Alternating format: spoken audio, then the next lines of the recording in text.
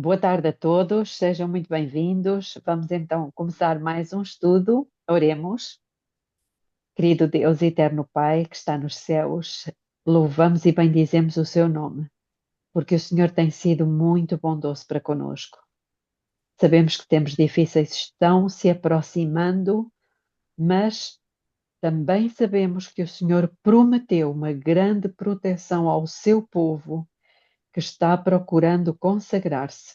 Tudo isso nós devemos ao seu Filho unigênito, Jesus Cristo, que está no céu intercedendo por nós, e é por ele, pelo seu sangue, que nós temos acesso ao seu trono da graça, e com certeza que o Senhor tem um grande exército disponível para vir em socorro dos seus filhos.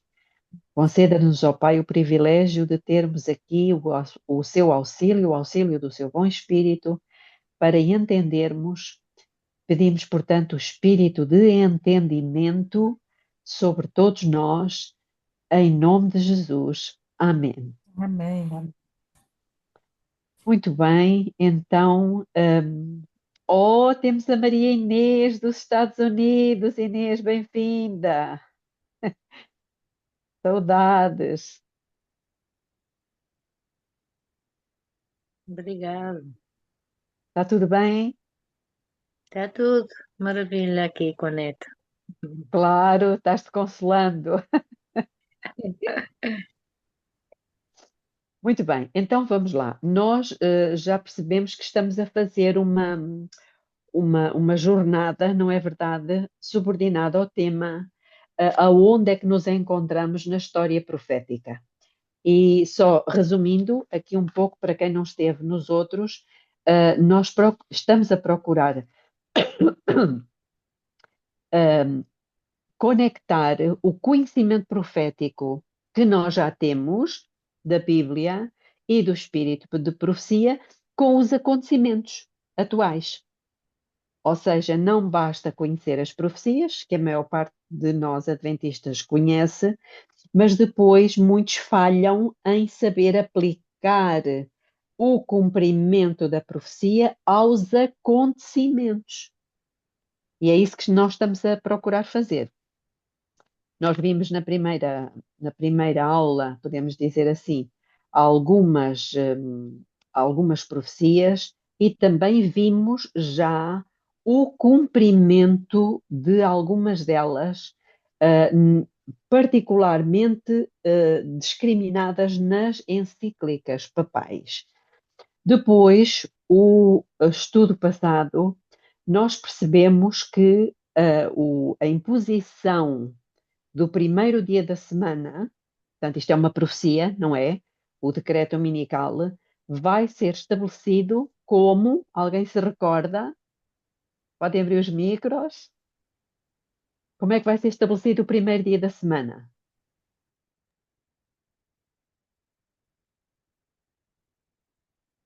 Tem alguma coisa a ver com uma profecia que nós conhecemos muito bem. Está lá no livro de Daniel. Como? Como foi a estátua de Babilônia? Lembram-se? Portanto, a estátua de Babilônia, ela foi estabelecida, a adoração da estátua, exatamente com as mesmas características. Nós vimos 8 características, da mesma forma que vai ser estabelecido o primeiro dia da semana. E, inclusivamente, falámos no oitava característica, que foi o facto de haver 6 instrumentos musicais. Lembram-se? E nós já ouvimos, não é?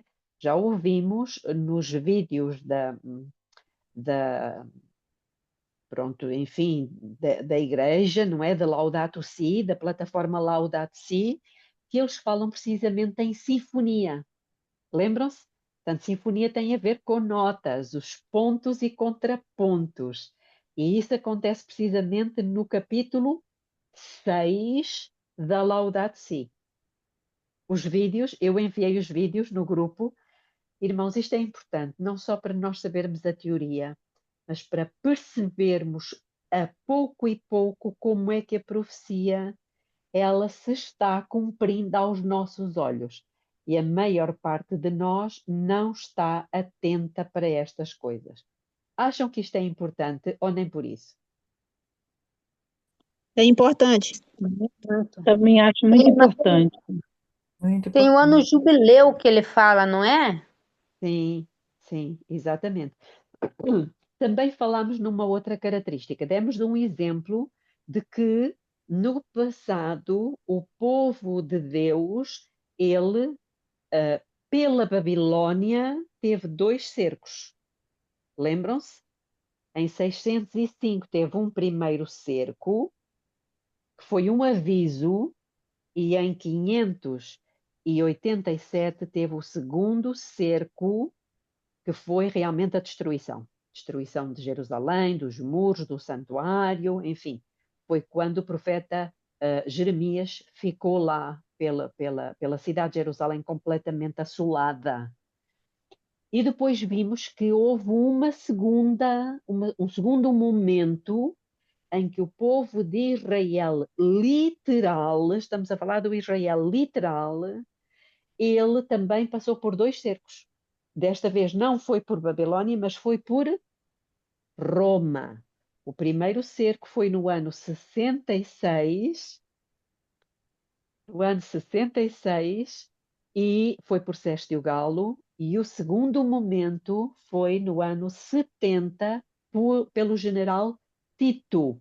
E aí houve completa destruição de Jerusalém e do templo.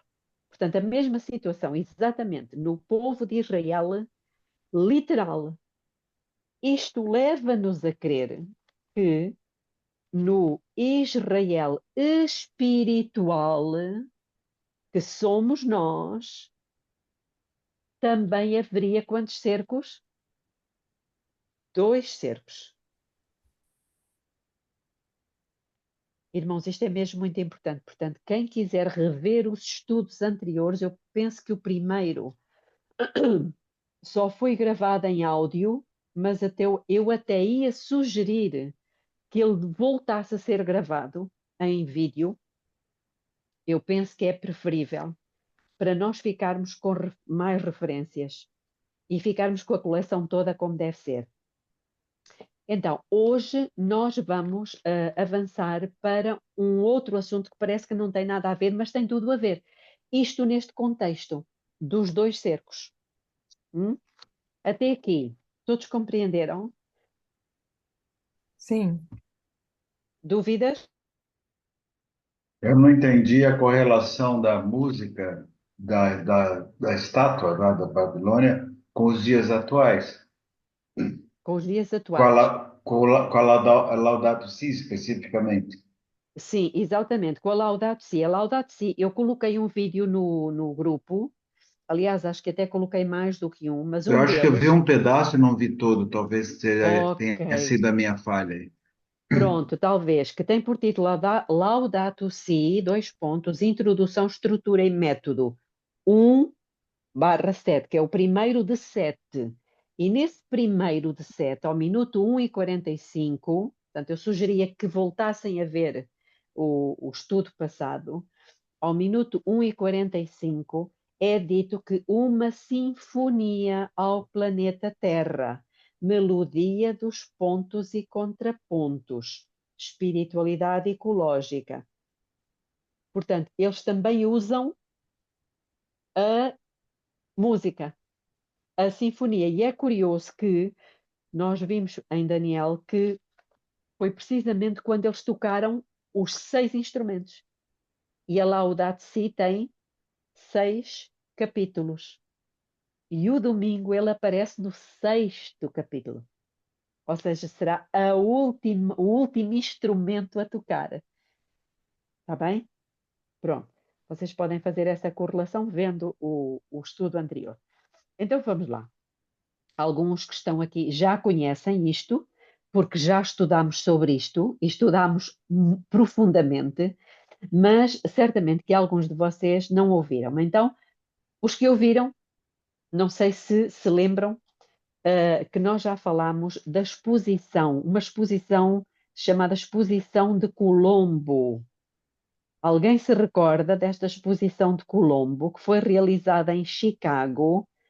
Foi a primeira feira mundial para comemorar os 400 anos de Cristóvão Colombo às Américas. Alguém se recorda disto? Sim, Mais ou acho que é menos. aquela que pediu para que a feira não abrisse no domingo, é essa, não? Isso, exatamente, muito bem. Nós encontramos isso muito bem detalhado no livro do pastor A.T. Jones, Mensagem do Terceiro Anjo de 1893, que é este livro aqui. Só um bocadinho. Eu aconselho a todos a leitura, o estudo deste livro. Quem não tem o livro físico, tomem nota. Ele está no aplicativo do Espírito de Profecia, o aplicativo azul. Os irmãos podem encontrar isso na Biblioteca dos Pioneiros. Portanto, oi, Toninho, que saudades, bem-vindo. Oi, Toninho, oramos por si. Tô devorando todas as mensagens de vocês, tô assistindo todas, viu, gente? Glória a Deus. Muito bem. Então, E tô me irmãos, firmando cada vez mais. obrigada. Quem tem o aplicativo dos livros do Espírito de Profecia, também encontra lá a Biblioteca dos Pioneiros. E na Biblioteca dos Pioneiros, quando abrirem, tem vários pioneiros. Tem o Logborough, o A.T. Jones, o Wagoner, o Uriah Smith, James White. Clicam no A.T. Jones. Clicando no A.T. Jones, têm 3 livros dele. E um deles é MTA, que é Mensagem do Terceiro Anjo, 1893. Então, isto só para dizer que aí tem explicado tudo isto que vamos ver hoje aqui. Então, foi realizada foi a primeira feira mundial, precisamente para comemorar os 400 anos da chegada de Cristóvão Colombo, que chegou em 1492, e eles quiseram fazer essa comemoração. A exposição, ela foi oficialmente aberta em 21 de outubro de 1892, que foi precisamente quando fez 400 anos, para coincidir com a data da comemoração desses 400 anos da viagem de Cristóvão Colombo às Américas. Mas ela só ficou aberta para negócios em 1 de maio de 1893, devido a atrasos, enfim, para deixar tudo pronto.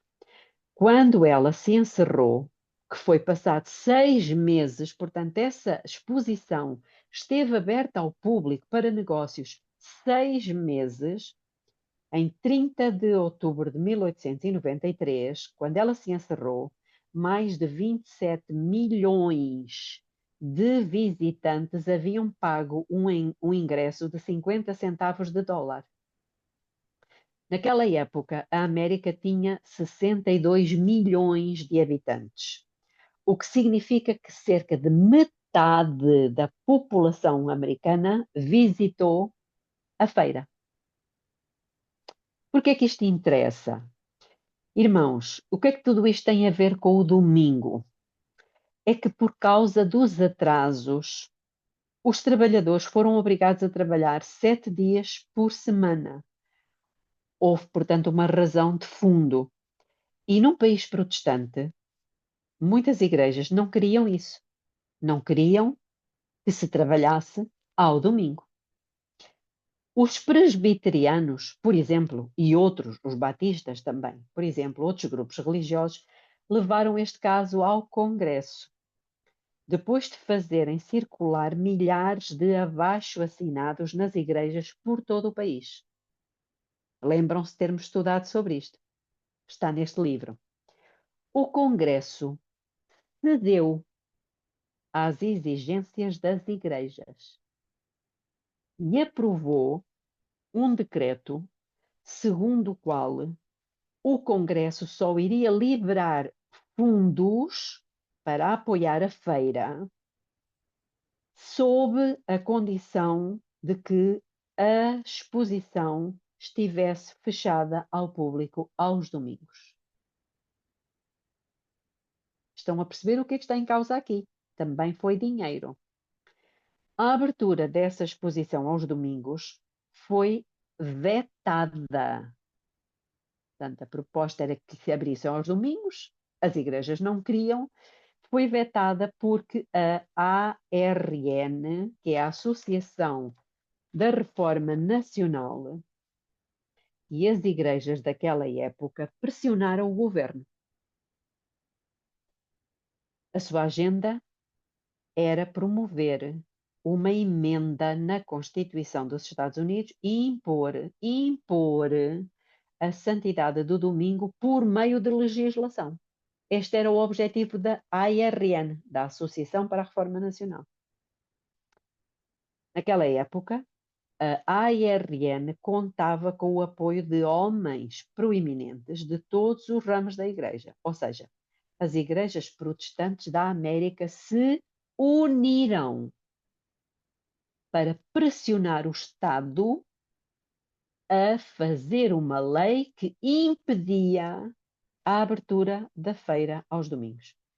Segundo a ARN, o Estado tinha o direito de comandar as consciências dos homens e estabelecer normas cristãs, ou seja, a Igreja tem o poder de pressionar o Estado e este fazer leis que a favoreçam. Já vimos isto antes ou não? Quando?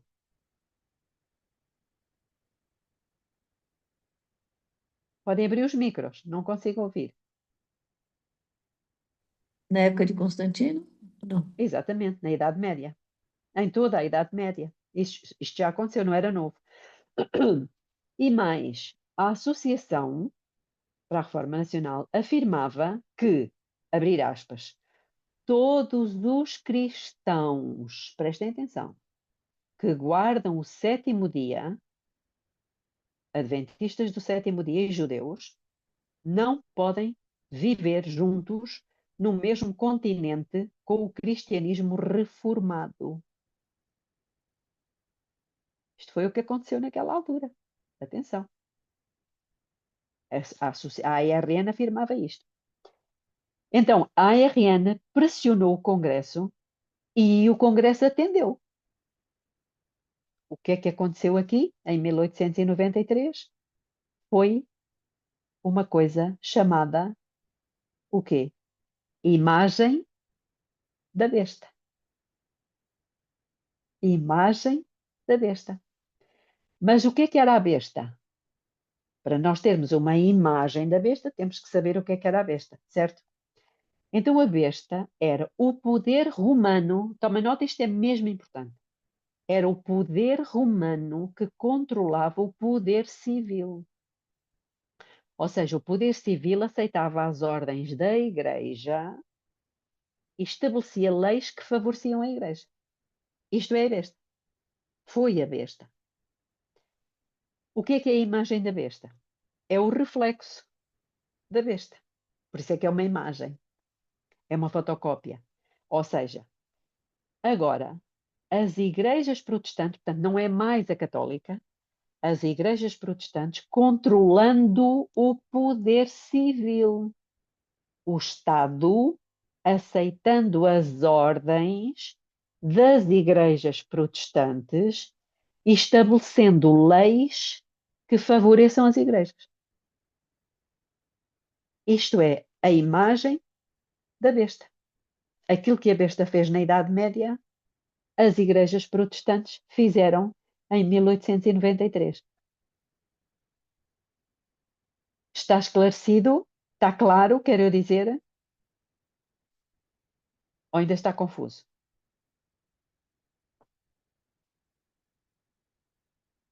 Tem-me o feedback só para eu continuar? Só para entender. A besta, ela era um poder, o poder romano, Sim, que controlava o poder civil. sim. Aí depois houve a inversão. O poder civil Controlava e não na, só, Lina. na Controlava e não imagem, só. Ah, Controlava e não só. O poder civil, depois, aceitando as ordens da igreja, fazia leis para favorecer a igreja. tá. Aí, então, aqui, aí depois é o contrário. O poder civil, então, na figura das igrejas protestantes, é que pressionam o poder do Estado a fazer leis para benefício delas. Exatamente. E isso já Uhum. aconteceu. Aí é o contrário. Não é o Então, contrário, é a mesma coisa, só que em vez de ser com a não. igreja mãe, é com as igrejas filhas. Ah, ok. Então, ali, quando você fala da besta era o poder romano, você não está falando do poder do Estado, você está falando do poder da igreja. Exatamente. Era a igreja que pressionava o poder civil. No caso em 1893, foram as igrejas, já não a romana, mas as Uhum. filhas, as igrejas protestantes, fizeram exatamente a mesma coisa. Pressionaram o Estado, pressionaram o governo civil, a apoiar-lhe as instituições e a fazer leis que as favorecessem. Foi exatamente isso que aconteceu com a famosa feira de Cristóvão Colombo. Está O que bem? vem dar na mesma, né? É a mesma coisa. O que vem dar na mesa, tanto faz a igreja, se é a igreja católica ou protestante, o que estava em causa ali era a proteção do domingo, né? Exatamente. E isto é curioso, prestem atenção. É curioso porque nós temos um exemplo disto no Antigo Testamento e temos a mesma repetição no Novo Testamento. Ou seja, no Antigo Testamento, quem é que comandava lá no tempo do Acabe? O Acabe era o poder político. A Jezabel era o poder religioso. Ela era profetisa de Baal, certo?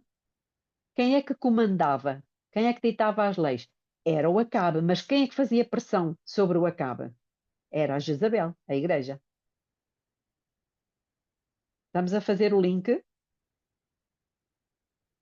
Quando chegamos ao Novo Testamento, nós temos uma situação muito parecida. O poder político era Herodes. O poder religioso era Herodias. Mas não foi Herodias que deu a ordem para matar o profeta. Foi a filha de Herodias. As igrejas protestantes que são as filhas da mãe. Não foi? A Salomé foi lá perguntar à mãe, à igreja mãe, o que é que eu hei de pedir? E o que é que a mãe lhe disse? A cabeça do profeta. E foi a filha que foi pedir a cabeça do profeta. Estão a ver aqui o paralelo? Isto não é por acaso, irmãos. Estas histórias não são por acaso. Nós é que precisamos do Espírito, porque há 7 espíritos. Os 7 espíritos de Deus. Apocalipse fala disso. Isaías 11:2 também fala dos 7 espíritos. Nós aqui, irmãos, precisamos clamar ao Senhor pelo espírito de entendimento para fazer estas conexões. Alguma dúvida? Eu não fazia ideia dessa ligação com a Salomé.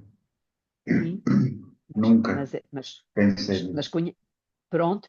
Mas estão a ver porque é que nós precisamos de pedir o espírito de entendimento para fazer estas correlações? Todos entenderam? Sim. Então, agora, a Igreja Adventista do sétimo dia tem não apenas, vamos passar agora para a nossa igreja. Ela tem duas coisas, ela não tem só uma, ela tem duas. Ela tem o dom profético na pessoa de Ellen White, tomem nota disto, mas ela também tem o espírito da profecia. São duas coisas. O dom é o dom profético é a habilidade, é o dom que alguém recebe dado pelo Espírito Santo, de ter sonhos e visões. É o dom. E a Igreja Adventista recebeu esse dom, na pessoa de Ellen White. Mas não recebeu só o dom. Ela não teve só visões e sonhos. Ela recebeu também o Espírito. E o que é o Espírito de profecia? É a capacidade de interpretar os sonhos e as visões. Nunca tinham pensado nisto. Outras igrejas, elas têm o dom. Os mormons, por exemplo, têm um profeta. As testemunhas têm um profeta. Mas ele só recebeu o dom, não recebeu o Espírito. Percebem? Nós lembramos-nos de José e de Daniel. Lembram-se do José, lá o filho do Jacó? Lembram-se? Ele recebeu o quê?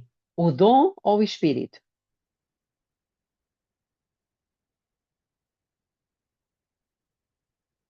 Se eles Ele interpretaram, recebeu, então era o Espírito. Falaram ao mesmo tempo, não percebi. Se eles interpretavam, então receberam o Espírito. Tiveram os dois, o dom e o Espírito. Daniel fez profecias, recebeu sonhos e visões, mas ele interpretou-os. E José é a mesma coisa. E isto aqui é muito interessante, irmãos. Eu até gostava aqui de vos ler uma coisinha agora, mas como não tenho isto aqui à mão, não vamos passar à frente. Ahm, Até talvez tenha aqui. Exatamente. Ahm, Deixem-me só ler aqui.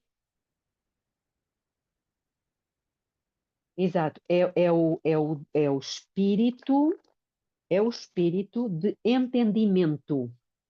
E Daniel fala muito nos entendidos. Lembram-se? Os sábios e entendidos. Ele fala muito disto no capítulo 11, no versículo 33 e 35, de Daniel 11. Porquê? Qual é a função do espírito de entendimento, que é diferente do espírito de sabedoria, o espírito de conselho, o espírito de fortaleza? E vocês podem estar a perguntar, mas onde é que estão esses espíritos todos? Está em Isaías 11:2. Isaías 11:2 fala dos 7 espíritos de Deus e Apocalipse também. E Jesus tinha a plenitude. Jesus tinha todos. Tinha o Espírito do Senhor, tinha o Espírito de sabedoria, o Espírito de entendimento, o Espírito de conselho, o Espírito de fortaleza, o Espírito de conhecimento e o Espírito de temor. Estão a ver? E o que é este Espírito de entendimento? Prestem atenção. Nós precisamos de clamar a Deus por ele. Irmãos, isto é importante. O Espírito de entendimento, isto é um parênteses apenas. O espírito de entendimento é a capacidade de compreender a verdadeira essência das situações, revelando o significado profundo dos eventos das Escrituras.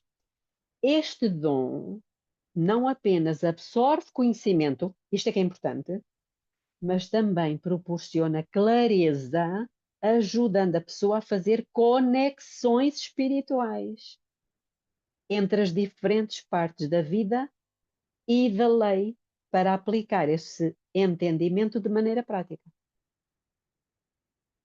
Irmãos, nós neste fim de tempo precisamos do espírito de entendimento para podermos fazer estas conexões. Por isso, quando nós oramos pedindo o Espírito Santo, nós temos que saber o que é que estamos a pedir. Qual é o que nós precisamos? É o de fortaleza? É o de temor? É o de entendimento? É o de sabedoria? Qual deles é? Alguma questão? Alguma pergunta? Antes de avançarmos?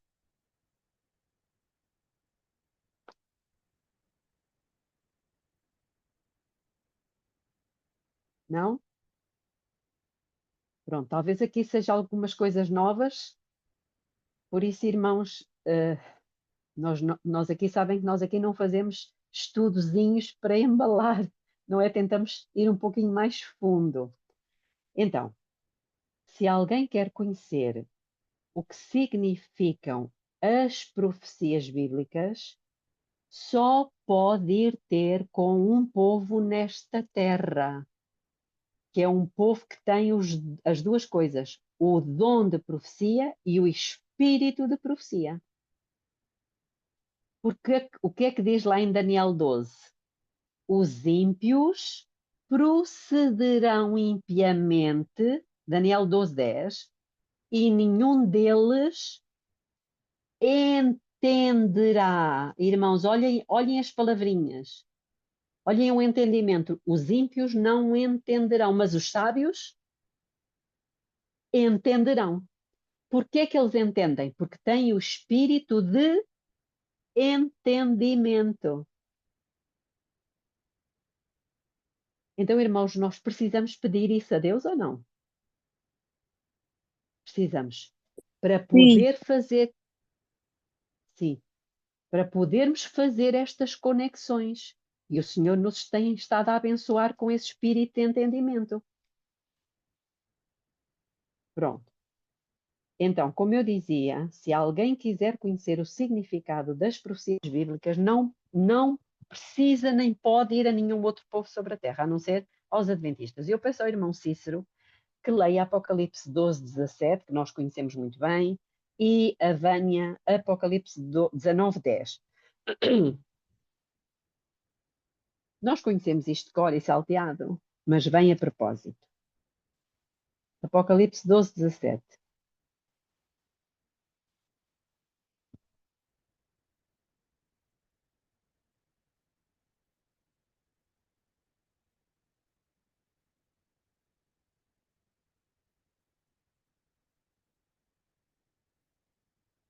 Irmão Cícero, pode abrir o micro, por favor.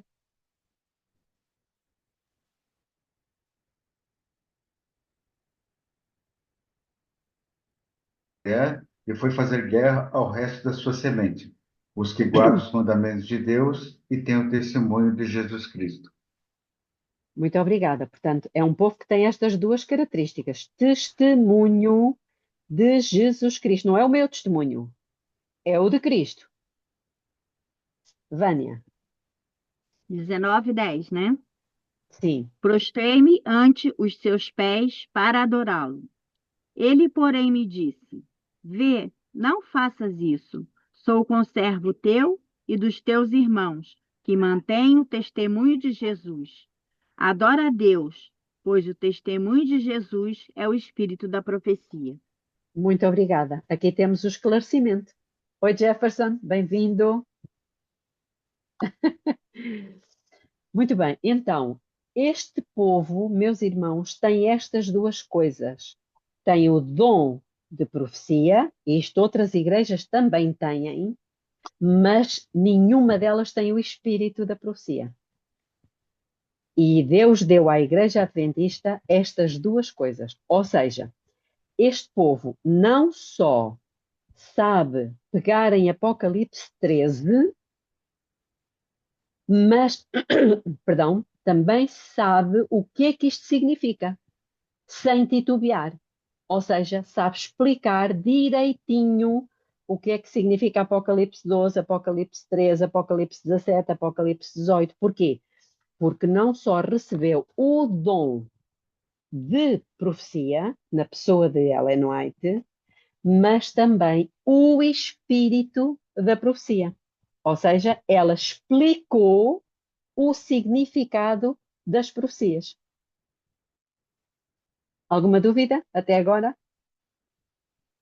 Muito bem. Por isso, o ódio, como nós lemos há pouco, o Cícero leu Apocalipse 12:17. Ele, o que é que Satanás fez?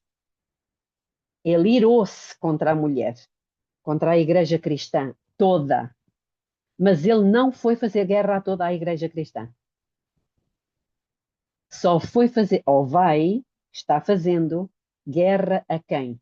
Precisamente àquele povo que não só tem o dom de profecia, mas também tem o espírito da profecia.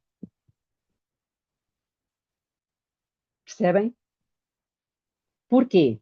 porque eles são os únicos que o desmascaram, porque eles sabem explicar tudo, tintim por tintim, o que é que aqueles símbolos todos da profecia significam. E sabem o que é que ele vai fazer? E sabem onde é que nos encontramos na história profética? Agora já estamos a fazer a ligação. Num livreto que a Igreja Católica imprimiu, publicou, aliás, chamado O Desafio de Roma.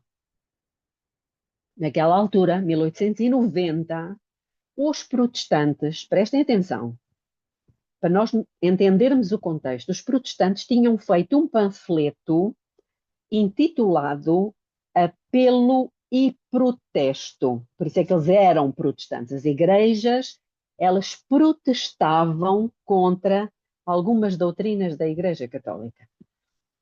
O folheto chamava-se Apelo e Protesto. Protestavam contra a Igreja. E o que é que aconteceu? A Igreja não reagiu logo. Ela esperou algum tempo. E em 1890, num jornal americano católico, The Catholic Mirror, o Espelho Católico, o cardeal Gibbon respondeu a esse apelo. Percebem? A esse folheto que os protestantes fizeram contra a Igreja. E foi num mês, nessas 4 edições, esse documento que eu tenho aqui comigo, tem em inglês e tem em português, chama-se O Desafio de Roma. Ou seja, os protestantes tinham feito um apelo e protesto. E agora Roma respondeu fazendo um desafio de Roma. Eu tenho os livros. Como? Isso foi em 1893? Não, 1890. 1890. Aliás, só um pouquinho. Eu vou só confirmar a data exata, só um bocadinho.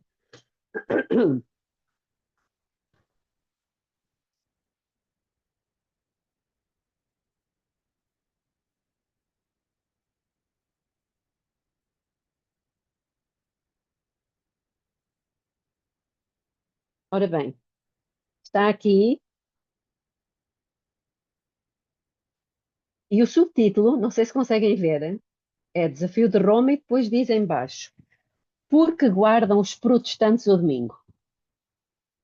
Porque tinham sido os protestantes a fazer o apelo e protesto. E eles agora fazem a pergunta: por que é que os protestantes guardam o domingo? A data, ela é de, só um bocadinho, 1893. O primeiro saiu em 2 de setembro. Está aqui, para quem quiser confirmar. Não sei se conseguem ver. Conseguem? Mais ou Mas menos. vocês têm isto na internet. Têm isto na internet. O primeiro foi em 2 de setembro, o segundo a 9 de setembro. Foram 4 semanas seguidas. O terceiro a 16 de setembro e o outro a 23 de setembro. Foi tudo no mês de setembro. O mês de setembro é importante. Não vou agora explicar porquê.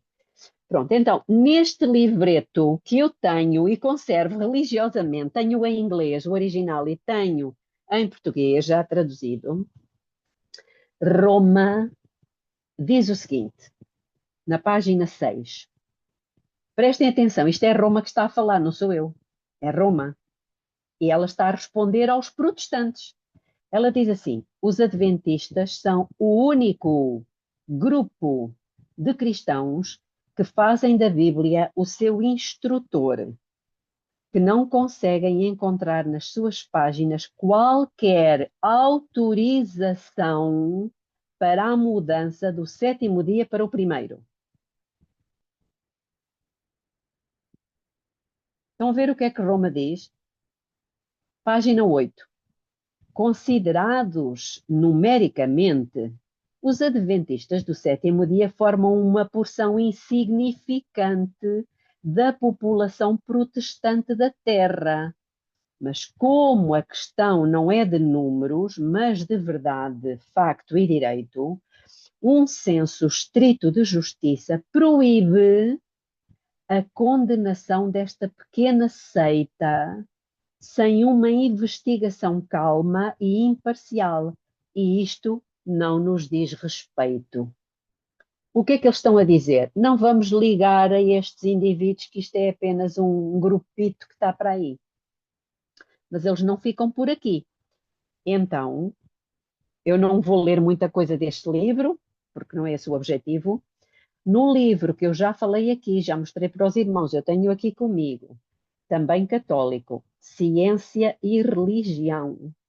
No volume 2, na página 14, Roma diz o seguinte: ridícula e embaraçosa seria a situação dos protestantes se devessem eles justificar pelas escrituras toda a sua doutrina. Estão a ver aqui o que é que Roma está a dizer aos protestantes? Seria ridícula e embaraçosa. Sim, Cícero. De quando que é essa ciência e religião? A data? É, Só um bocadinho que eu é vou da buscar o mesma livro que eu não época sei de do cor. outro? Penso que é posterior.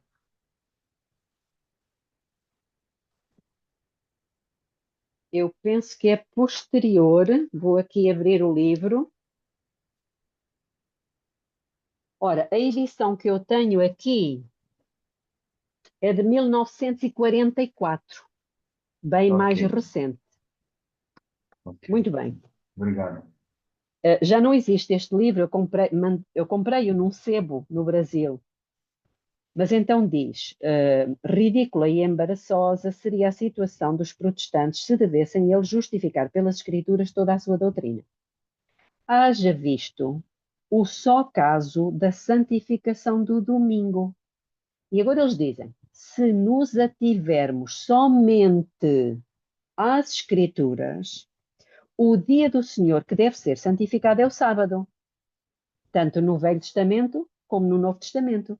E em nenhum outro lugar da Bíblia consta que esse dia houvesse sido substituído pelo domingo.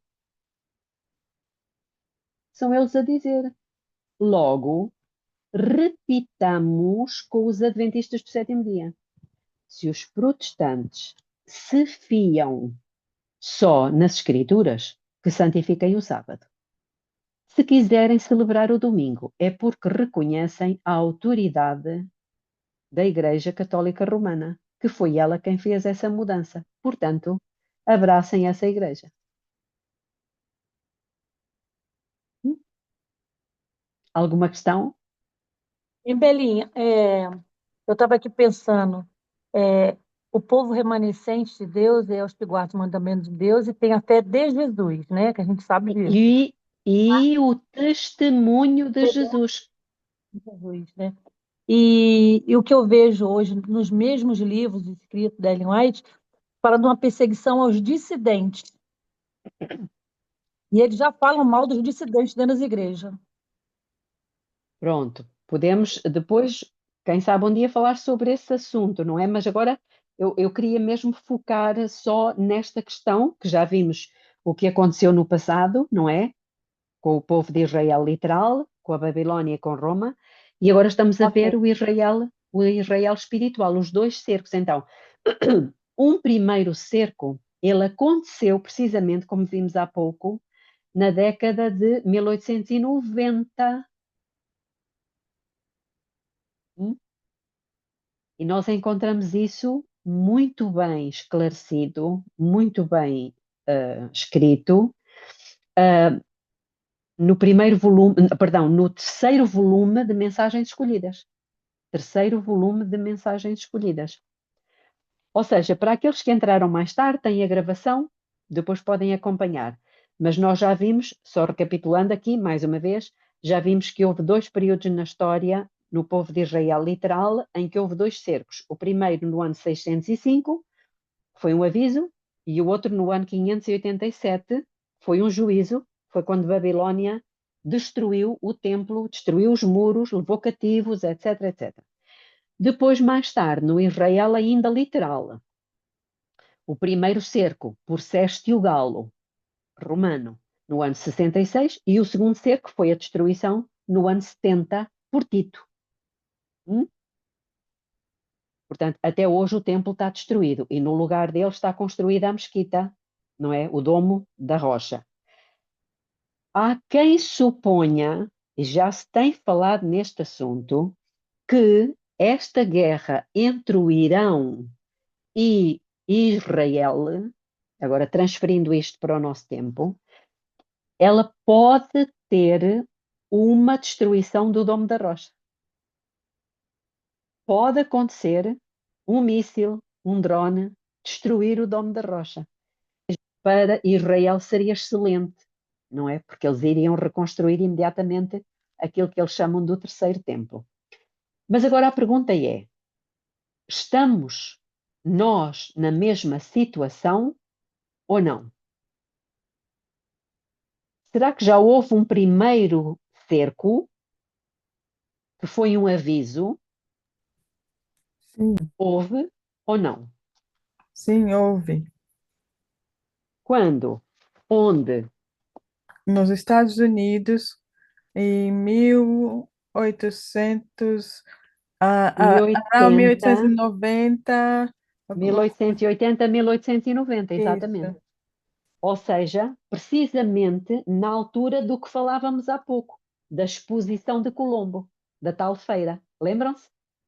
Que foi quando o governo americano fez aquilo que é conhecido hoje como The Blue Law, as leis azuis. São leis estatais.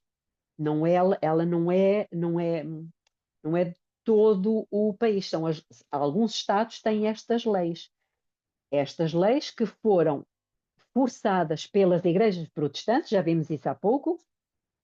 Então, estou a tentar explicar o melhor que eu posso.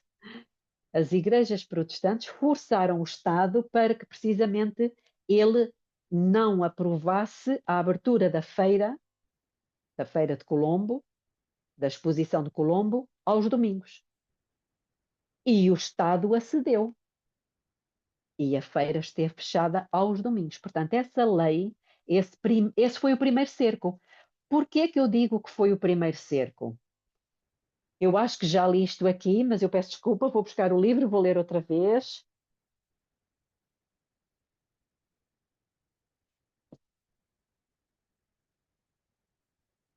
Irmãos, tudo isto já é história. Este primeiro cerco já é história. Então, aqui no terceiro volume de Mensagens Escolhidas, na introdução do capítulo 55, ou seja, na página 381, diz o seguinte: à medida que se intensificaram as questões da lei dominical, portanto, houve um intensificar no fim do século XIX e aumentou a agitação de uma lei dominical nacional nos Estados Unidos. Ellen White escreveu perceptivamente sobre o conflito impendente em Testemunhos para a Igreja, volume 5, página 711 a 718. Considerando o significado das questões que então eram enfrentadas pelos adventistas do sétimo dia, declarando que a Igreja não estava preparada para isso e conjecturando que Deus, em resposta às orações do seu povo, mantém em xeque as operações dos que anulam a sua lei. Quando as leis que requeriam... Ela estava viva nesta altura. Isto foi no tempo da Guerra do Sul contra o Norte. Lembram-se disso? Portanto, foi tudo naquela época. Ela estava viva, ela e os pioneiros todos. Quando as leis que requeriam a observância do domingo, as leis, não é só uma, eram várias, foram impostas em alguns dos estados sulinos, ou seja, os estados do sul, e alguns adventistas foram presos, encarcerados e obrigados a trabalhar em grupos acorrentados por não observar essas leis, a questão do sábado e do domingo tomou maior significação e recebeu diligente estudo na Assembleia da Associação Geral de 1889. A agitação da legislação dominical decresceu gradualmente. Mas nos anos seguintes, Ellen White manteve as questões do conflito final perante os dirigentes da Igreja. Ou seja, Nesta altura, nesta época de 1880, 1890, houve um primeiro cerco. Foi ou não? Mas foi um aviso. Estamos a compreender? As leis foram feitas. O povo adventista ficou cercado pelas circunstâncias. Alguns foram, como já vimos aqui, presos, encarcerados e obrigados a trabalhar em grupos acorrentados. Este foi o primeiro cerco. Como na história nós já percebemos que houve dois cercos, quer um feito por Babilônia, quer o outro feito pelo Império Romano, se este, na nossa época, foi o primeiro, o que é que estamos à espera? Do segundo. Não temos dúvida, irmãos. Deus nos ensina pelo que já passou. No livro de Eclesiastes diz que não há nada novo debaixo do sol. O que foi, vai ser. Como aconteceu, vai voltar a acontecer. Eclesiastes 1:9 e 3:15. Então, eu quero só saber se todos estão a perceber ou se é muita informação.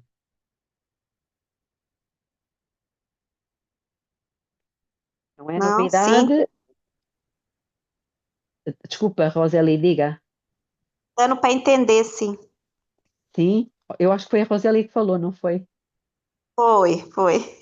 Ok, pronto. Então, nesta altura, em 1888, surge nos Estados Unidos, não só, portanto, foi na altura da grande famosa Assembleia de Minneapolis, surgiu não só a ARN, que é a Associação da Reforma Nacional nos Estados Unidos, mas também surgiu um organismo que ainda hoje existe, chamado The Lord's Day Alliance, ou seja, a União do Dia Aliança do Dia do Senhor.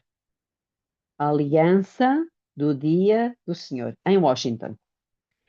Nessa época, e como resultado das ações da ARN e de várias outras organizações que se uniram à causa entre 1878 e 1900, cerca de 250 adventistas do sétimo dia foram presos por violarem as leis dominicais, as chamadas Blue Law. Como eu disse, este foi o primeiro cerco. Agora, tomem nota. Meditações matinais do dia 20 de junho, meditações Maranata. Por isso é que, meus irmãos, nós somos um povo privilegiado por termos não só o dom de profecia, mas o espírito de profecia também. Só que eu acho que nós não temos feito jus àquilo que o Senhor nos concedeu. Eu creio que nós estamos encostados à bananeira, orgulhosamente satisfeitos por sermos o povo a quem Deus deu o dom e o espírito de profecia. Sim, Cícero. Eu acho assim, eu acho que a irmã Belinha tem razão, mas o que eu vejo, assim, além dessa iniciativa que já tinha nossa, de outro grupo, que sou de Portugal, eu não vejo iniciativa em esclarecimento dessas coisas, a não ser aqui. Eu nunca vi nada disso em outro lugar nesses anos todos, nada. Desculpa, é só aqui que eu estou vendo esse esclarecimento específico, associando dados históricos. Eu jamais, desculpa, eu engasguei com a minha. Estou há 12 horas em jejum, engasguei com a minha saliva. Eu jamais ia imaginar, e muito menos tinha noção, sabia, de que houve prisão de adventistas nessa época, nessa Blue Law, nessa primeira, e que tinham sido acorrentados, muito menos, trabalhar. Isso para mim é uma grande novidade. Não, assim, não existe eu não vejo interesse, eu não vejo aonde buscar isso aí. Não vejo nada, a não ser Pronto, irmão Cícero, mas nós entende? procuramos, certamente É que só haverá outros, aqui, é só aqui. certamente que haverá outros grupos, nós não somos exclusivos, Deus sempre Sim, está sim, mas levantando. eu nunca vi nada Sim. Pronto, extensivo, esse estudo mais aprofundado, sabe? por isso é que nós procuramos trazer não só o conhecimento da profecia, e foi pena, os irmãos talvez perderam o primeiro, mas eu vou tentar com a Geórgia gravar o primeiro para vocês ficarem com a série toda, porque é assim, irmãos, eu acho isto de uma importância tão grande, Claro que há. eu, eu acredito que muitos de nós não estão nem para aí virados. Estão interessados enfim, na Copa, noutras coisas, nas distrações, enfim. Nós vamos falar sobre isso num estudo mais à frente. Eu dou-lhe já a palavra, Cláudia. Vamos falar também sobre isso, irmãos, porque vou já dizer-vos uma coisa, só a título de curiosidade. Prestem atenção, porque nós adventistas, nós conhecemos a profecia e nós estamos à espera da saída de decretos de leis dominicais. E não estamos a perceber que o grande sinal, não é o único, mas o grande sinal já está a acontecer. E os irmãos talvez vão ficar de boca aberta quando eu vos disser o que é que é. Fechar parênteses. Sim, Cláudia. Só um pouquinho antes da Cláudia. A semana passada foi gravado, já está em vídeo. O primeiro estudo sobre esse assunto. Não, Geórgia, o da semana passada foi o segundo. Ah, tá. Ok. O primeiro tu não pudeste estar, lembras-te? Nós fizemos a gravação em áudio. Ah, tá. Então vamos ter que gravar o primeiro. Sim, é isso. Cláudia. Eu acompanho alguns outros estudos de outras pessoas que eu vejo que está dentro do padrão, e eu vejo que nós já estamos dentro do furacão. Só não estamos ainda atentos quando ela surgir de repente, que vai ser do nada. Vai amanhecer o Sim, dia ou anoitecer, a gente vai descobrir no outro dia de manhã. é. E eu acho que nós não estamos preparados, estamos acomodados às nossas vidas, ao nossos eu, eu falo nossos eu, né? Porque a gente tem um comodismo na vida, família, filhos, marido e vice-versa, cada um com seus problemas. E a gente não se deu conta do que já éramos estar vivendo sem o dinheiro digital, para não estar Uhum, dependendo da última uhum, hora. E a gente não sabe fazer uhum. isso. Eu não sei viver do fogão de lenha, de plantar, e vou comer só daquilo que eu vou plantar. Então é muito simples, né? Eu ver os acontecimentos, eu estava já pensando esses dias sobre o segundo cerco. Engraçado. Eu estava pensando esses dias. E hoje, uma coisa que eu estava lendo, eu entrei no grupo da irmãzinha do Recanto. O que eu estava lendo hoje de manhã foi o que eles falaram lá de uma das Hum, mulheres que seguiam assim, que queriam fazer negócio das coisas de Jesus, e Paulo falando. E elas falaram isso hoje. Era o mesmo espírito. Eu fiquei encantada, nunca aconteceu isso. Então, eu tenho pensado muito no segundo cerco. A gente vai esperar o segundo cerco. O que aconteceu? O que que eu vou fazer? Para onde que eu vou? É tão hum, individual. Às vezes, ninguém está preocupado com a vida de ninguém, nem o que o outro vai fazer, se é. vai poder viajar. Porque eu vi o Fernando pregando, é português também. Eu gosto muito das pregações dele, vejo assim, muita sinceridade no estudo dele. E ele fala que ele nunca imaginou de segurar em bens ou o digital ter que tomar tudo. Hoje está tudo aí. Ele sabe o que a pessoa tem na conta, o dinheiro papel quase ninguém mais tem. Há 10 anos atrás, os meus filhos já não usavam carteira e nem dinheiro, era só telefone. E agora já chegou para nós aqui no Brasil, para poder Uhum. passar no mercado, você já tem a máquina para passar sozinho. Então, quer dizer, a coisa está numa correria tão grande, e o dia está curto, e tudo está profético. Se a gente for Sim, ler, o que a gente conhece, a gente está vendo que a profecia está se cumprindo a cada hora. E a sim. gente fica, meu Deus, eu falo, Senhor, me ajuda. Momento, eu sei que vai ser Ele está individual, a tudo. ajudar. Ele está a ajudar. Sim, Cícero. Eu vejo aqui, eu estava vendo as notícias da moeda digital, a Lagarde, aqui na Europa, né, aqui em Portugal, é na Europa, né? A Lagarde e a outra e outro pessoal lá estão querendo impor o euro digital definitivamente em 2029. Portanto, Irmãos, daqui, deixem-me só fazer aqui concorda?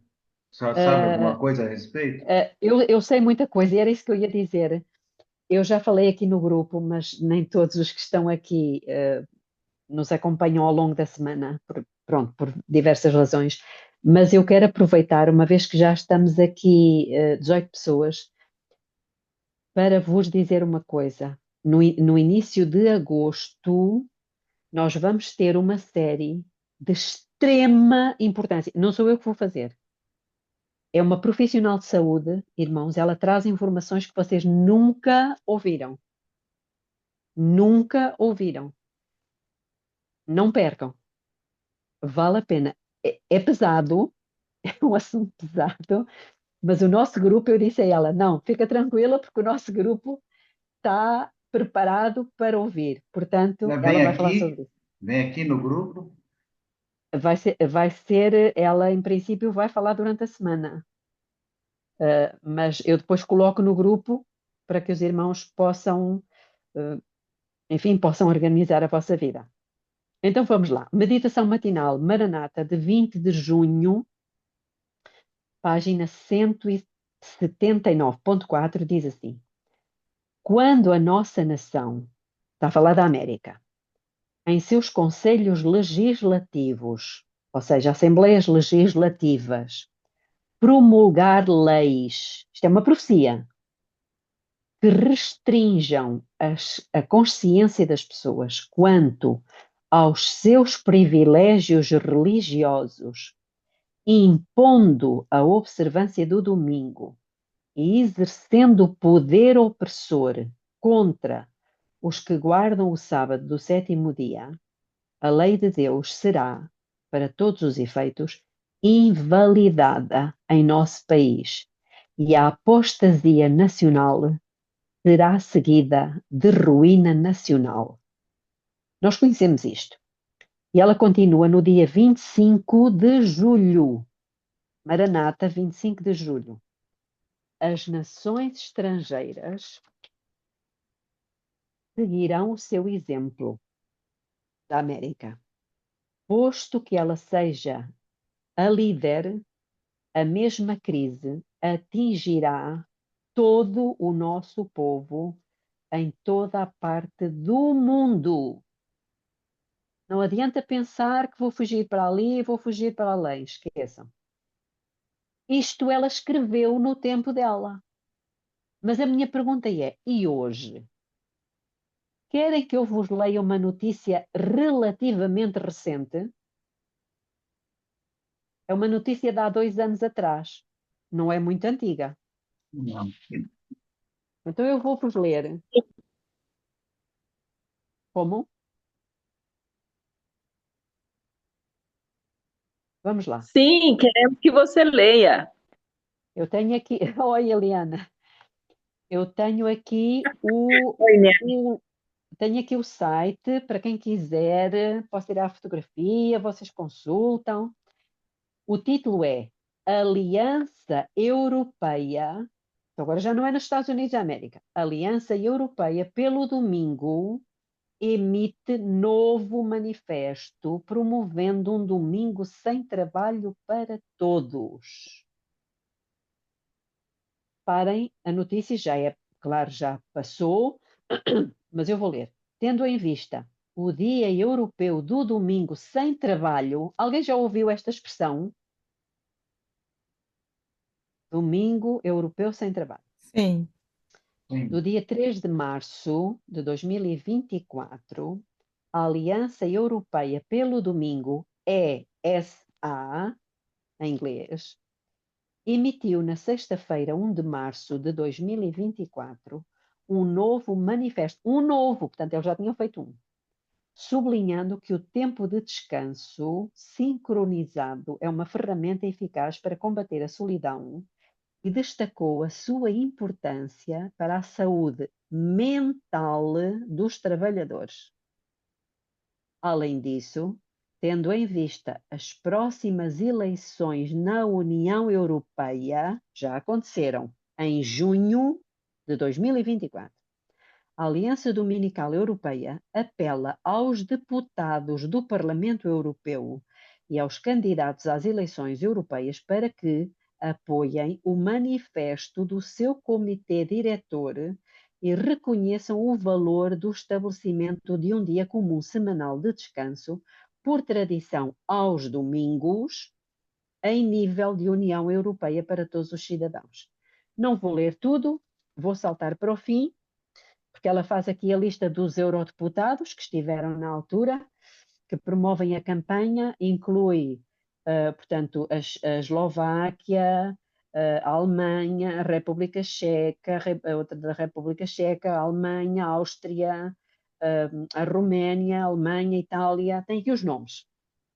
E depois diz assim, a aliança é uma aliança, portanto, isto é um conjunto de organizações. A aliança é uma ampla rede de mais de 100 alianças dominicais nacionais, sindicatos, organizações patronais, associações da sociedade civil, igrejas e comunidades religiosas na União Europeia. A Aliança está empenhada em aumentar a consciência sobre o valor único do domingo para a nossa sociedade e sobre a importância de um dia de descanso comum. COMECE, que é a sigla, COMECE é membro fundador da European Sunday Alliance, ou seja, a Aliança do Dia do Senhor. Vejam o salto, nós já demos o salto de 1888, 1893, 1944 e agora 2024. Alguma dúvida?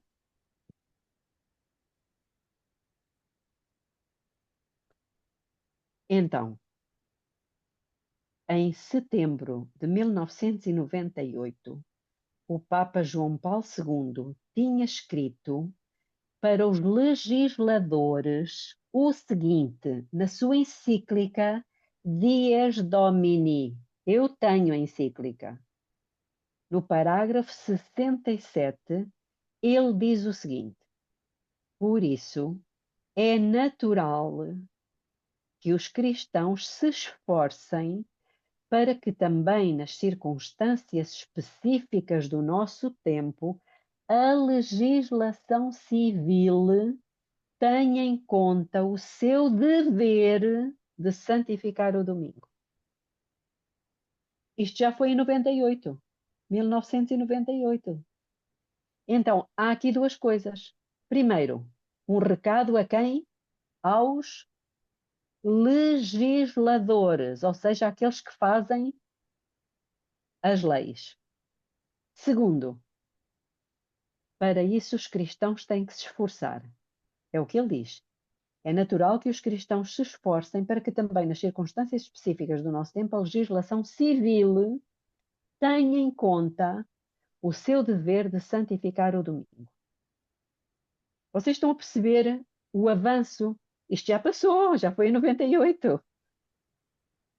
Belinha, isso que o Trump 20 falou anos, agora há pouco tempo 25 anos. sobre o domingo ser o dia de Deus e o sábado dos judeus. O que você me diz sobre isso? Que você já deve ter ouvido falar que ele deu esse Sim. agora em julho. O que você me diz? Oh, irmã, talvez a gente vai falar disso um pouquinho mais à frente. Pode ser? Pode ser? Pode. Pronto. Então, nós estamos a perceber que tem havido grandes mudanças, ou seja, drásticas mudanças nos Estados Unidos. E não só em relação ao quarto mandamento. Não é só em relação ao quarto mandamento. Prestem atenção, durante o governo de Barack Obama, a agenda de esquerda liberal, socialismo, LGBT, pró-aborto, ataque à liberdade religiosa, foi num crescendo, não é? Exasperar a direita americana. Eu não gosto muito aqui de falar da direita e da esquerda, mas porque vai tudo dar ao mesmo. Cada um trabalha no seu campo. Então, o plano de saúde Obamacare, que os irmãos já devem ter ouvido falar, que é moralmente repugnante aos evangélicos conservadores, o que é que diz? Mostra que a América tem vindo a quebrar sucessivamente os mandamentos, não é só o quarto. Reparem, quando aprovam o aborto, leis pró-aborto, estão ou não estão a quebrar o mandamento não matarás? Sim. Estão. A agenda LGBT, o orgulho gay, é ou não o não adulterarás? Agora só falta o domingo.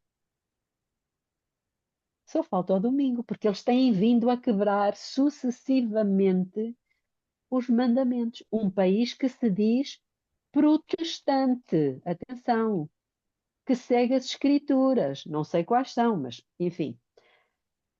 A direita evangélica, ou seja, a direita cristã, não suportava estas coisas, porque ela queria o quê? Os valores judaico-cristãos. Também já ouviram esta expressão, judaico-cristãos. Não é por acaso que o Trump é tão amigo do Benjamin Netanyahu. As eleições, eu sei que já estamos a fugir muito do tempo, mas eu queria só avançar um pouquinho mais. Pode ser? Ou é muito já? Sim, continue. As eleições aproximavam-se e a direita precisava de um candidato que defendesse os princípios judaico-cristãos. Mas na altura, há 2 anos atrás, Donald Trump não parecia ser a pessoa indicada, apesar de ele ser conservador. Então, o que é que eles procuraram fazer? Ben Carson, conhecem este indivíduo? Ben Carson e Bill Dallas convocaram uma reunião com 400 evangélicos influentes americanos com Trump,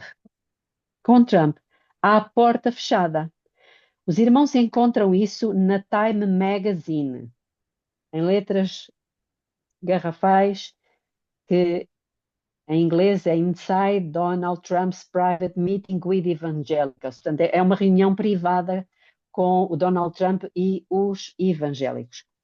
Trump precisava do apoio dos evangélicos e aceitou ir a essa reunião no Marriott Marquis, em Nova York. Só que pensam que compareceram 400 evangélicos? O que é que acham? Muito mais. Compareceram mil evangélicos. E Donald Trump prometeu 3 coisas: nomear juízes conservadores, destruir a emenda Johnson, tão falada, tão célebre emenda Johnson, e dar aos evangélicos poder político. Uau! Diz-nos alguma coisa? Como ele fez esta promessa, O com estas condições, ecumenismo. aqui no caso é a Aliança Igreja-Estado, eles aceitaram apoiar Donald Trump, os conservadores. E os conservadores já tinham um projeto que todos conhecem, feito por uma fundação chamada Heritage Foundation. Já ouviram falar disto? Projeto Ah, 2025. faz tempo.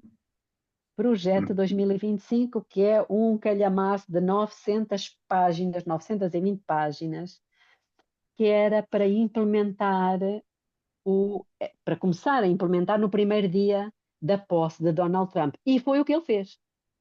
Nunca aconteceu. No primeiro dia do seu mandato, lembram-se que ele assinou 100 e tal autorizações, não é? Fazendo aqui uma pausa, vamos para a profecia, eventos finais, capítulo 9, diz assim, página 125.3. Portanto, eu mostrei-vos a política, agora vou mostrar-vos a profecia. O movimento dominical está agora abrindo caminho nas trevas. Horrores romanos da Idade Média estão a chegar. Eu queria ler-vos o parágrafo todo, mas eu acho que já estamos muito adiantados no tempo. Parece-me que vamos ficar por aqui, porque isto agora vai ter mais informação, mas é só para os irmãos ficarem a perceber que quando Ellen White há 180 anos atrás, quase, ela profetizou que o movimento dominical estava abrindo caminho nas trevas, nós já estamos a ver isso escancarado diante dos nossos olhos. Ou seja, nós conhecíamos a profecia, mas nós precisamos ver a profecia a cumprir-se diante de nós. Porquê? Porque Jesus disse que esta geração veria todos os sinais.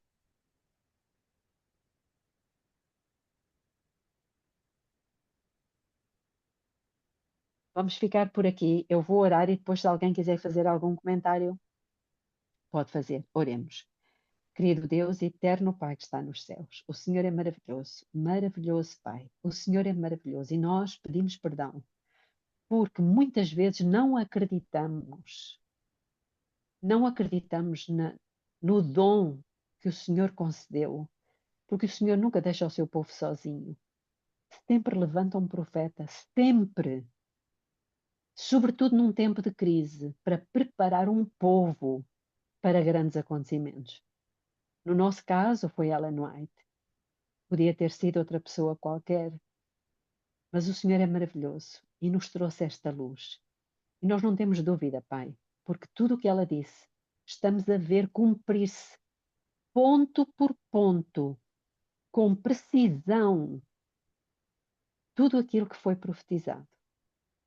Pedimos perdão também, Pai, porque eu acho que temos sido muito negligentes, muito distraídos, muito indiferentes e provavelmente que muitos vão ser apanhados de surpresa. Agradecemos também, Pai, porque o Senhor nos está a trazer todas estas informações, todo este despertamento. Não é para nos alarmar, não é para nos assustar, mas para que nós tomemos consciência de que estamos chegados a momentos de extrema importância, em que o Senhor vai fazer grandes coisas. Nós queremos ser cooperadores do Senhor, como diz o apóstolo Paulo.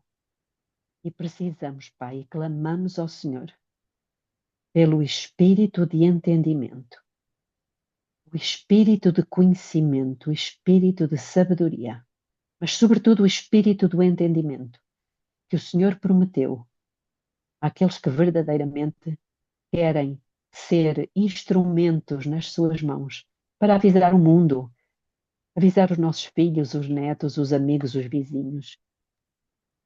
Conceda-nos, ó Pai, essa graça. Não é porque nós mereçamos, mas porque o fazemos humildemente, em nome do seu Filho unigênito, Jesus Cristo, nosso Salvador. Amém. Amém.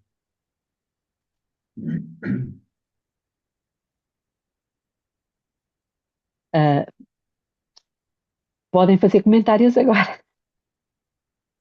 Eu acho que se deixar, nós passamos horas aqui conversando e nunca mais acaba, né? De tanta coisa que tem.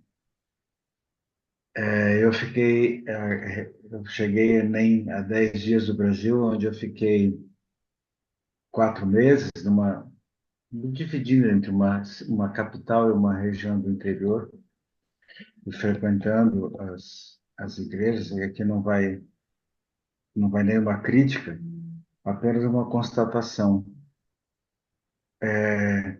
Um tempo desse eu vi um filme onde supostamente um representante do maligno dizia assim: a vaidade é meu pecado preferido.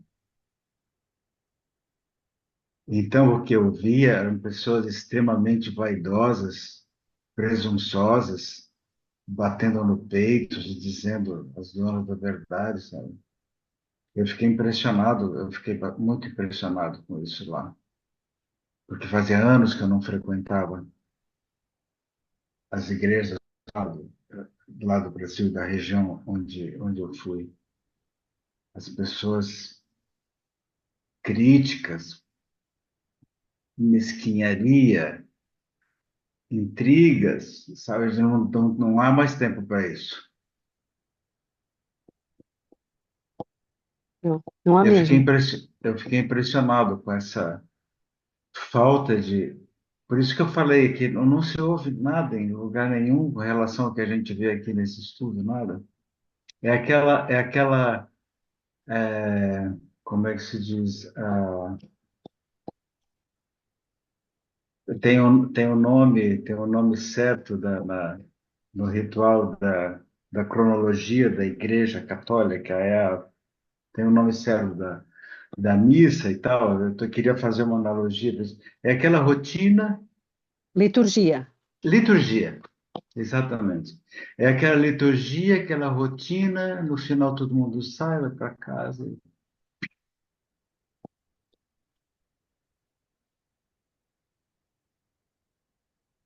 Ok, alguém mais quer fazer algum comentário?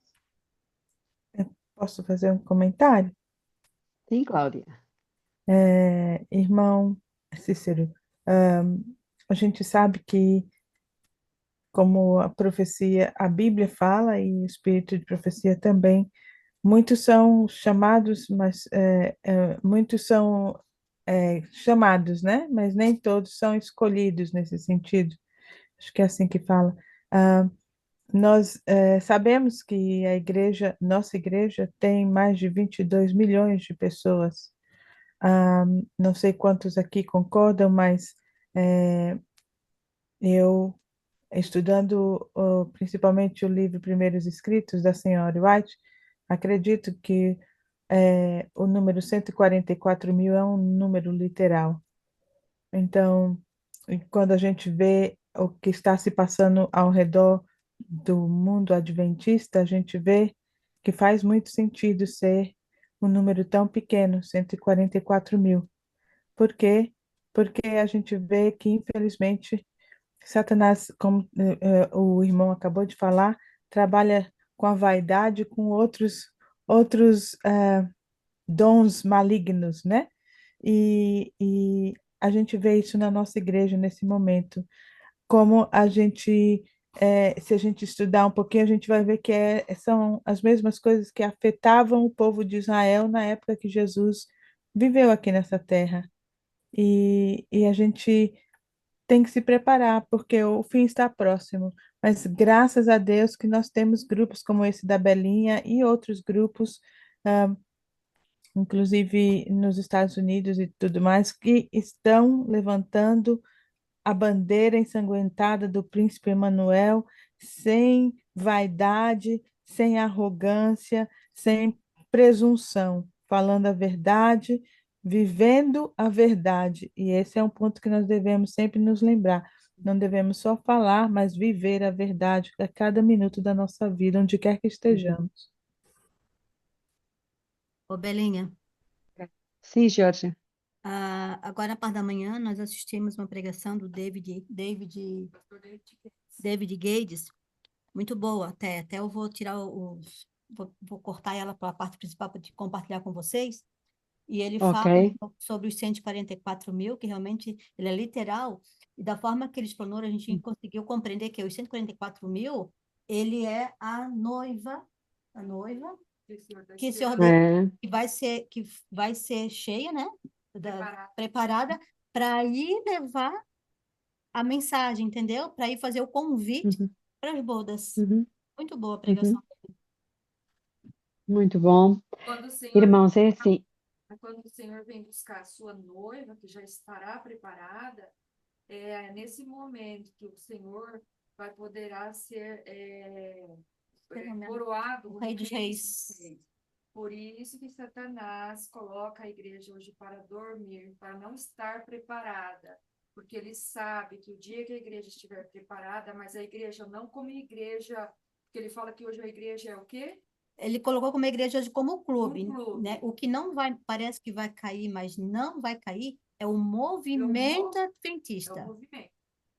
Então, É. é a Exato. igreja do movimento adventista que o Senhor está preparando, que compõe, que fazem parte dos 144 mil, que é a igreja que o Senhor vem buscar, né, para o casamento.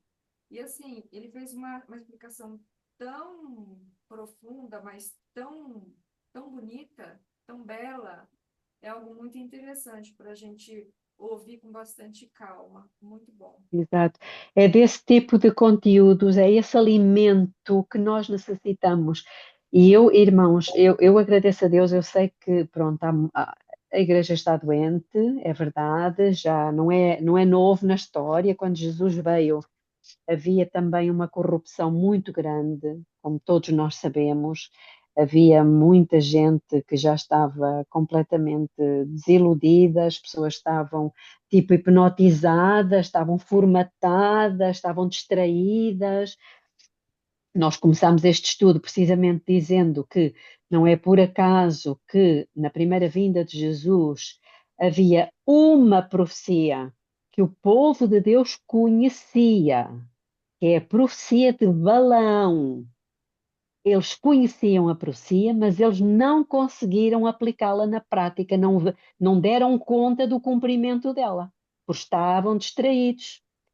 Quem deu conta dessa profecia, que está em Números 24:17, foram os tais reis pagãos do Oriente.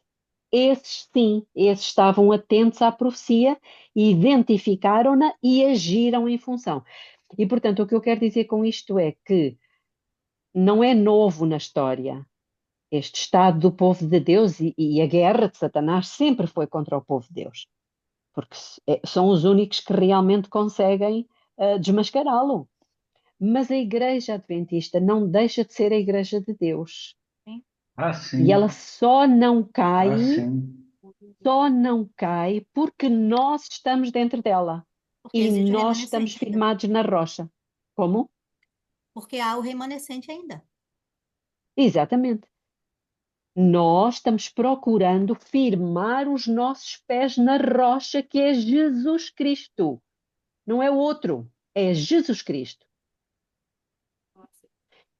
É por Jesus que nós somos salvos, é Jesus que subiu ao céu para dar a Israel o arrependimento, é por Jesus que podemos expulsar demónios, é o sangue de Jesus que nos purifica de todo o pecado, é Jesus que está intercedendo por nós no santuário celestial. Irmãos, é Jesus. E, portanto, não podemos colocar aqui mais ninguém, é Jesus Cristo. E é este povo que está firmando os seus pés na rocha, que é Jesus Cristo, que vai fazer com que a igreja não caia. Este movimento adventista não vai cair enquanto nós permanecermos firmes. E nós temos que estar aqui unidos, coesos, amando-nos, irmãos, amando-nos uns aos outros, Amém. orando uns pelos outros, acarinhando-nos tanto quanto possível, irmãos. Por isso é que nós, neste grupo, este grupo não é só de estudo, é um grupo especial. Ele vai fazer uma vigília. Estamos hoje começando, hoje eu e outras pessoas, estamos fazendo um pré-jejum para iniciarmos a nossa vigília, onde estamos precisamente buscando não é só o conhecimento, mas particularmente o espírito que nós falámos há pouco. Porque muitas vezes nós dizemos, temos que orar pelo Espírito Santo. Sim, mas eu pergunto, para que é que nós queremos o Espírito Santo? Para quê? Para quê, Glorificar ao irmãos? Senhor e salvar vidas. Para glorificar, exatamente, é para glorificar a Deus, para salvar vidas e para que Ele encha o nosso coração, porque é o Espírito que enche o nosso coração de amor, amor igual ao de Amém. Cristo. Não é esta indiferença que nós encontramos, esta hipocrisia que encontramos com muita facilidade. É amar como Jesus amou. É esta preocupação de uns para com os outros, porque quando nós estamos a amar os outros, nós estamos a amar a Cristo. E Amém. nós só podemos amar os outros se Cristo viver em nós, porque Ele é que é amor. Eu não consigo amar. Eu posso amar com um amor egoísta, mas não é este. É o amor de Cristo. Como é que eu posso ter o amor de Cristo sem Cristo? Então Cristo tem que viver em mim, para que Ele, através de mim, vá amar os outros. Não é, irmãos? Isto é lindo. Sim. Isto é E o o santuário Evangelho. somos nós, né? Exatamente. O santuário de Deus somos nós. Ô, Belinha, Então, aproveitando aí que tu comentou da vigília, tem muitos irmãos que vão sim. participar com certeza no próximo sábado, mas que não botou o nome lá para fazer uma oração de 5 minutos, né? pronto, os irmãos, eu já fiz a minha parte, agora os irmãos têm que, se quiserem cooperar conosco, quantas mais pessoas, melhor. Tá, Aonde a que está pergunta essa que não quer vigília? calar. O que que tem o mês de setembro? Ah, pois é, isso vai ter que ser cenas do próximo capítulo. Tá bom. Desculpa, Mas irmão, eu pode posso dar falar. aqui Não uma sei. dica, eu posso dar aqui uma dica. Já ouviram falar do ano do Shemitah? Não, eu não. É sempre em setembro. Então, cenas do próximo Sim. capítulo, mas também tem um TPC. Pesquisem sobre o ano do Shemitah. Sim. Eu ia sugerir que no próximo sábado, a gente começasse uns 15 minutos antes, né? Em vez de começar às 7, começar 15 para 7, o que que acham? Tem mais tempo. Já ganhamos Pois 15 é, minutos aí. só que nós, irmão, o próximo sábado vamos estar na vigília. Ah, tá bom. Tem que E como é que... compartilhar com esse grupo de estudo, Belinho. Acho que não foi colocado lá. Não, eu não sabia disso. Vai começar uma hora mais cedo, irmão. Vai começar às 6 da tarde aí. Ó, às 2 da tarde aí do Brasil. Mas o irmão está aqui em Portugal. Ah, Eu tô Aí é aqui. às 6. É 6. às 6. Eu tô aqui É em às 18. Portugal, né? Agora está. A Eliane está aqui no grupo ainda, né, no estudo. Depois a Eliane, que é a mentora aí da vigília, depois ela compartilha lá com outro grupo de estudo, para eles também participarem. Aqui no Eu Quero Estudar, Isso. tá? Compartilho sim. Mas, entretanto, deixa-me dizer uma coisa, Eliane. Estão aqui pessoas hoje que eu convidei e que não estão inscritas nem num grupo nem no outro. Uhum. Então, se alguém quiser fazer parte, talvez seja melhor entrar em contacto comigo e eu passo o contacto para ti, está bem, Eliane? Tá sim. Ok. Eu estou curiosa, só uma pergunta. A Rosângela que está aqui é a minha amiga Rosângela?